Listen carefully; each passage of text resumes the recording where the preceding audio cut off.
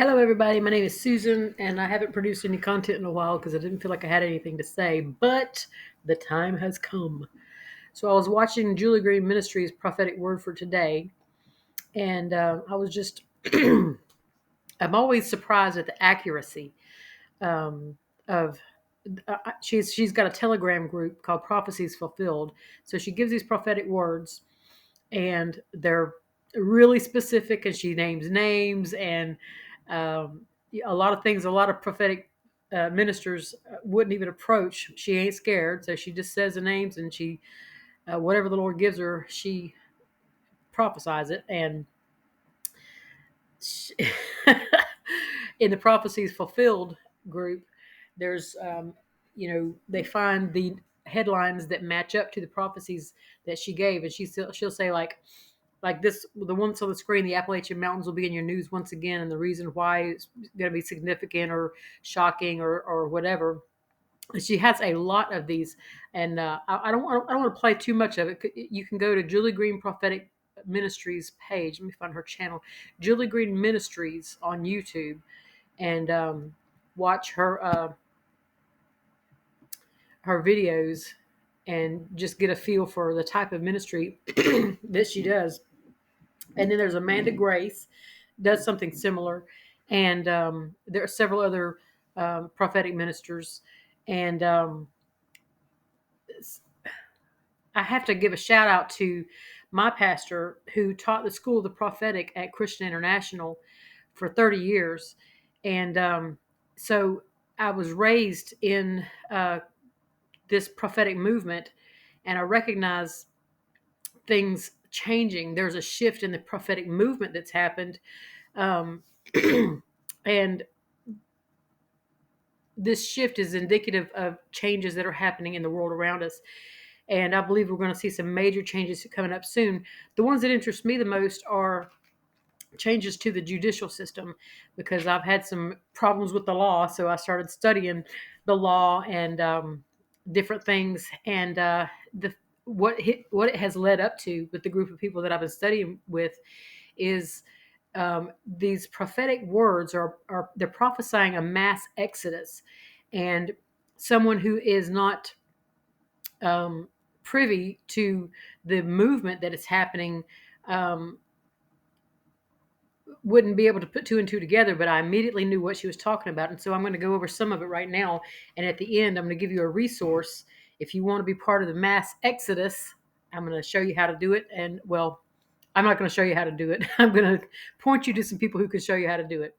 So we're going to start with this at the very beginning, right here. The term obligation or other security of the United States includes all bonds, certificates of indebtedness, national bank currency, Federal Reserve notes, Federal Reserve bank notes, coupons, United States notes, Treasury notes, gold certificates, any kind of money, and canceled United States stamps. Now, this is 18 U.S. Code 8, obligation or other security of the United States defined.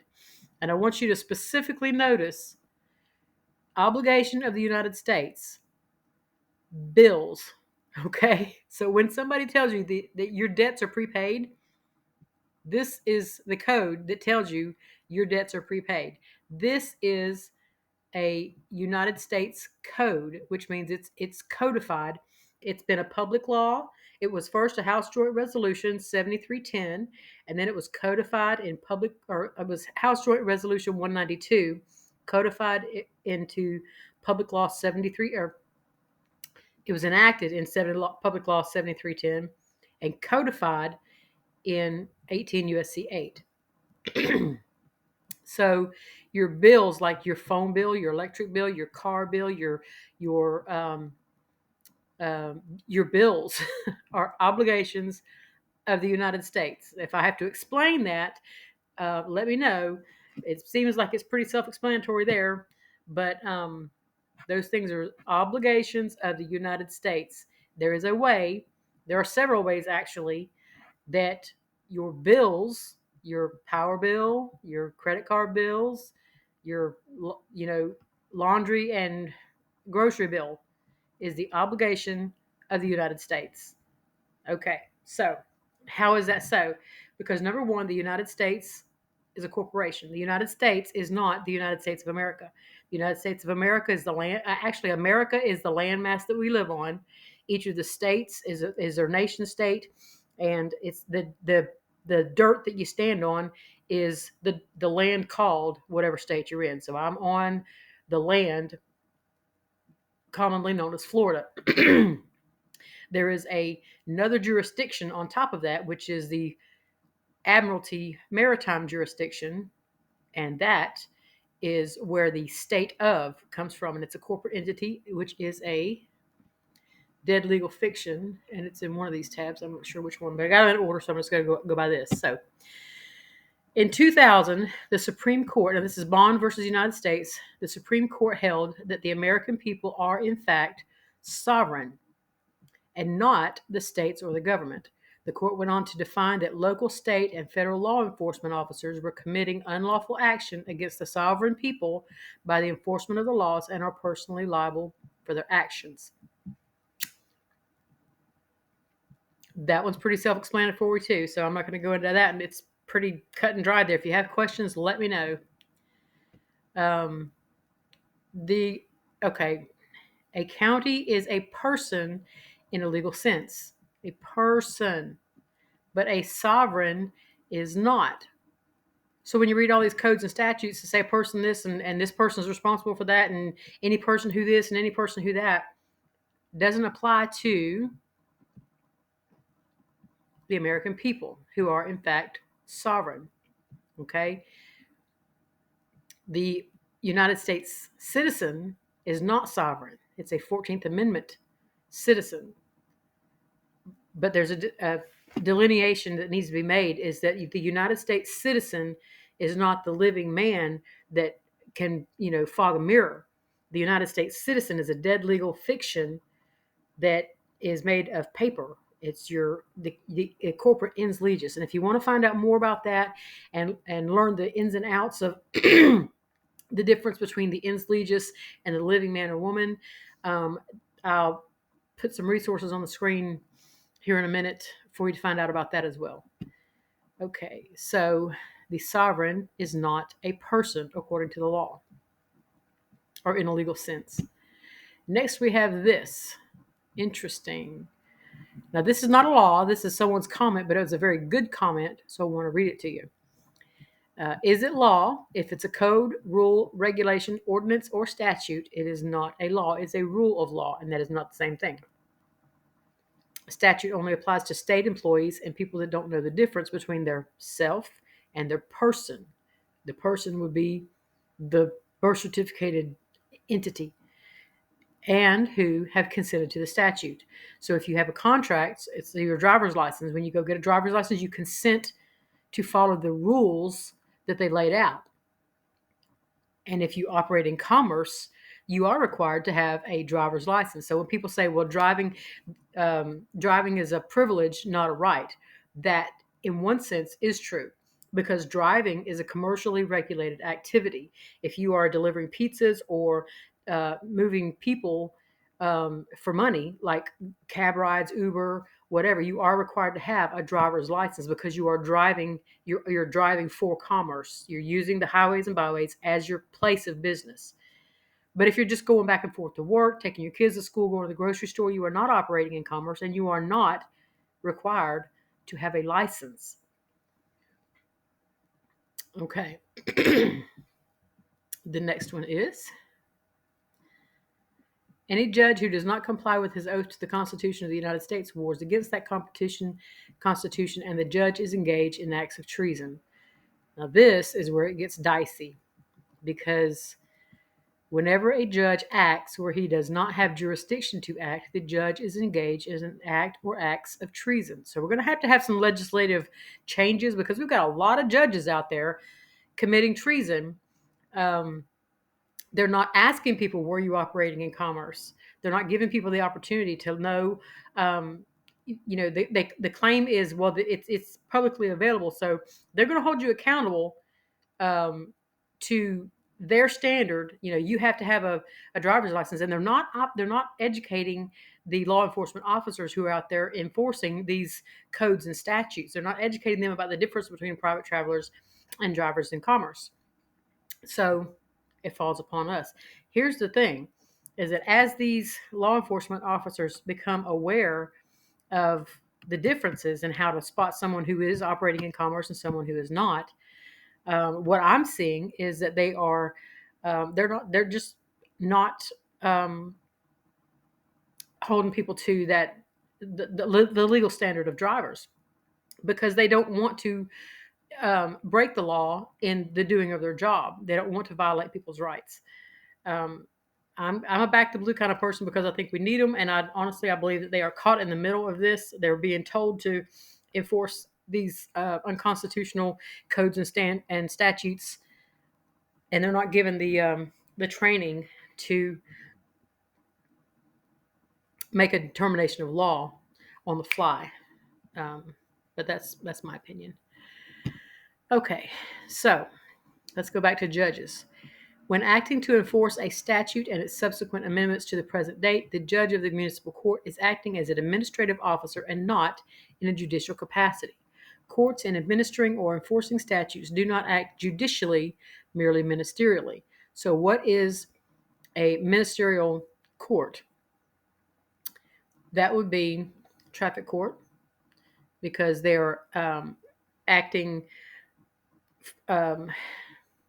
as an administrative officer for the agency that is the DMV. The DMV is a private membership association, and it is a part of the AAMVA, the American Automotive, Motor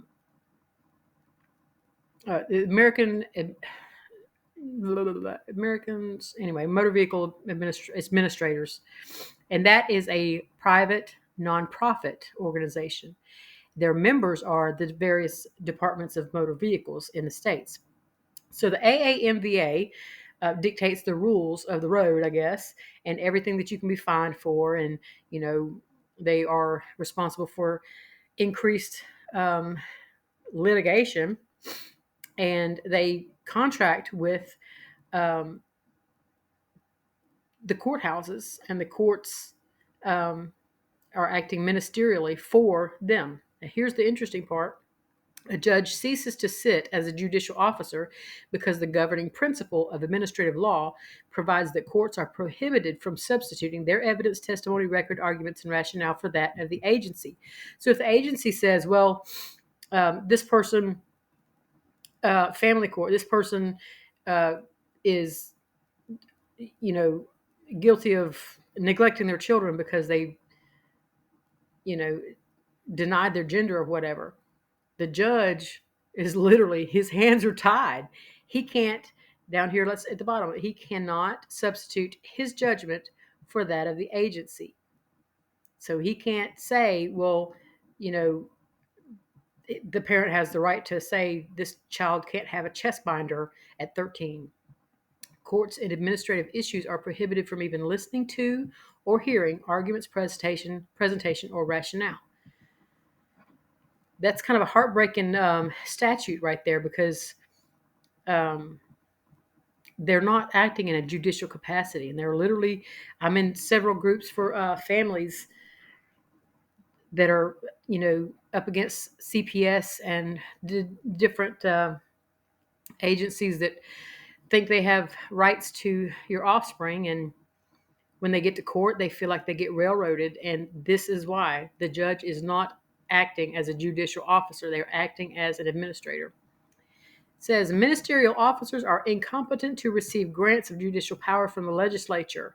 Their acts in attempting to exercise such power are necessarily nullities. So I don't know if that means if they say they're a judge and then they adjudicate something that it's null, but that's something I'd like to find out.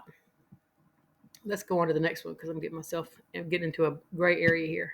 I'm just going to leave this on the screen here. Violating your oath is a federal crime, punishable by removal from office, prison, and fines. Let me just leave that on the screen for a second and go through the rest of this list that I wanted to get to the national debt. Okay, so the United States is a corporation. United States, the federal statutes, the very first page of the federal statute says the United States, a British Crown corporation. So it's a corporation, it's not a government, and it's not an American corporation. It's a foreign corporation. Um, so because it's not the American government, it is literally illegitimate. They don't. It may be animated by Americans, acting in office, and people who are born on American soil may be, operating in those capacities as public officials. However, the organization itself serves the crown, and the the crown dictates what laws and statutes are put into place. So, United States citizens are property of the United States. They are not property. They're not people. They're persons. So a people is a me and a you. It can fog a mirror and has blood in their veins and gets angry and has family issues and gets annoyed and loses their cool and drives too fast and spends too much money, and a people. But a person is a civilly dead entity. Um,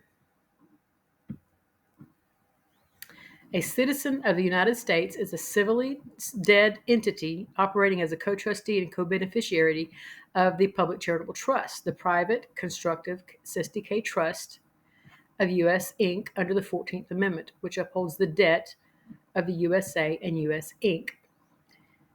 So the court proceedings that are administrative proceedings, they are,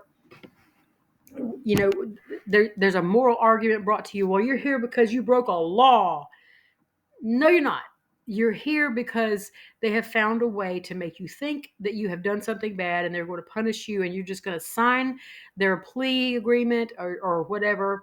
And they are literally going to issue securities on the trust that is held in your name under your social security number, attached to your birth certificate, your driver's license, your medical records, the value of your estate that you don't even know you have. We've got people out there sleeping in tents who don't know that they have unlimited credit. And that's a whole nother, that's another topic we're eventually going to get into, but I've only got 30 minutes and I'm going to try to keep this short. So, as it applies to a contract, one thing that I've seen reading all these different contracts when I'm studying is that at the beginning of it, they'll have definitions.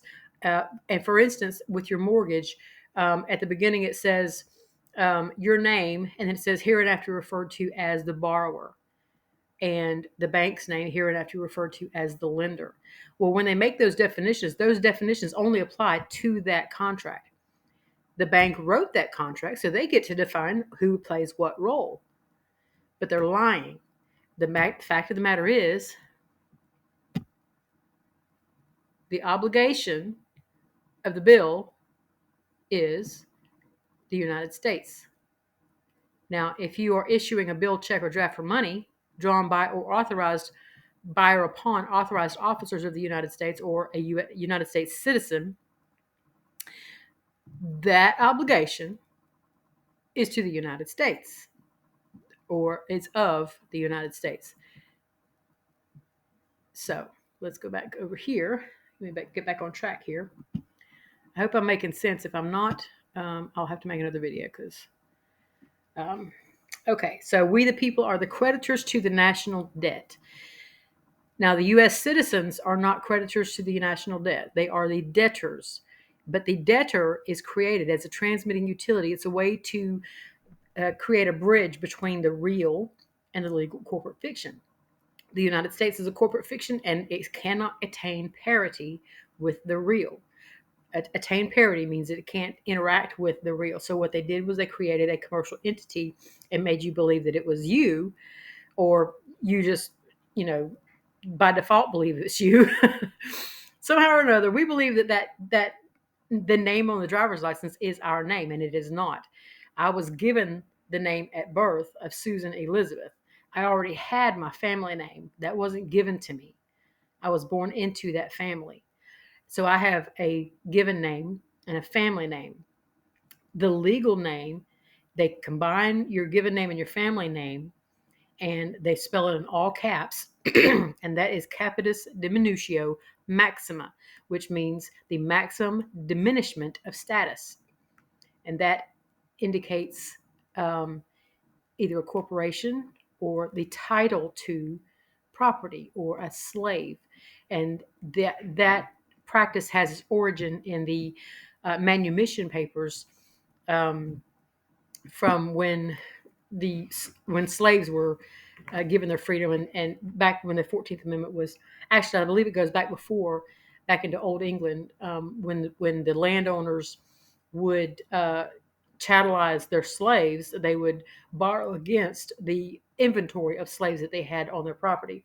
And so if they had 30 slaves, they would take their settlement certificates, which eventually became birth certificates, their settlement certificates, they would take them to a lender and borrow against the chattel paper, and the slaves would be the collateral for their loan. They're doing the same exact thing now by securitizing bonds on the chattel paper, which is your birth certificate. So, all debts or obligations of the United States, men and women, are not subject to codes and statutes. And the Supreme Court has ruled that codes, statutes, and ordinances are not law. And another thing is that legalese is not English. So when you're reading these contracts, if you don't have a legal dictionary to look up the words and literally every single word, you're not reading it right. It's not written in a language that it doesn't mean what you think it means. Just like, if they're defining you as the borrower, well, you think that you're the borrower because they defined you in that contract as the borrower. Does that make me the borrower? No, it does not. It only defines what you're referred to as in that contract. The fact is, and the fact does not change, that you are the creditor to the United States. And that contract would have no commercial energy if not for yours. You are the original issuer of that credit. You are the one who gives your commercial energy to that contract. And that debt is what they use to generate this national debt. So we're $31 trillion in debt to who? The United States is $31 trillion in debt, not to another company or another country, not to China or Dubai, but to you. And you you have the power to reduce the national debt, and we're going to talk about that in another video. But the deception runs deep because we are programmed from a very, very, very young age to think that things are the way they want us to think that they are. They took over the airwaves and the cartoons and the holidays, even the days of the week were changed. Everything was changed, and I think it was Aldous Huxley said that when everything the American people believes is wrong, our misinformation campaign will be complete. And they about made it. So, all right. So, we want to know who we are. The first thing that we have to realize is that we are children of God. We are descendants of the Most High. A living woman, I'm a woman, and I have the essence and the breath of God in me. And that carries more weight, more power, and more authority than anything on earth. And the Bible even says that as men and women, we are to take dominion over the earth and everything in it. And that includes the God of this earth. There is a God of this earth, and there is a God of this world. And he's not the God that I serve. My God gave me authority. He's the breath in my lungs and the wind in my sails and all this other good stuff. And if we let someone else dictate to us who we are, they're going to tell us that we are subservient to them, and so we read all these codes and statutes thinking that as U.S. citizens that we are subject to these laws, and as U.S. citizens are subject to those laws, but that U.S. citizen is literally a piece of paper. It's a civilly dead entity. It's a legal fiction. It only exists in someone's mind or on a piece of paper. and it cannot attain parity with the real unless you go into court or you go into a contract and say, I am this dead legal fiction. It simply exists on paper. That's a really hard concept to wrap your mind around. And if you want to learn more about that, I'm going to give you some resources. But so we, the difference between the birth certificate, ens legis, and the living man or woman is the difference between slave and free, the difference between dead and alive, the difference between being in debt, struggling to make it, barely making it, not able to survive, having to scrap for every little morsel that you get to feed your family, and living in complete abundance.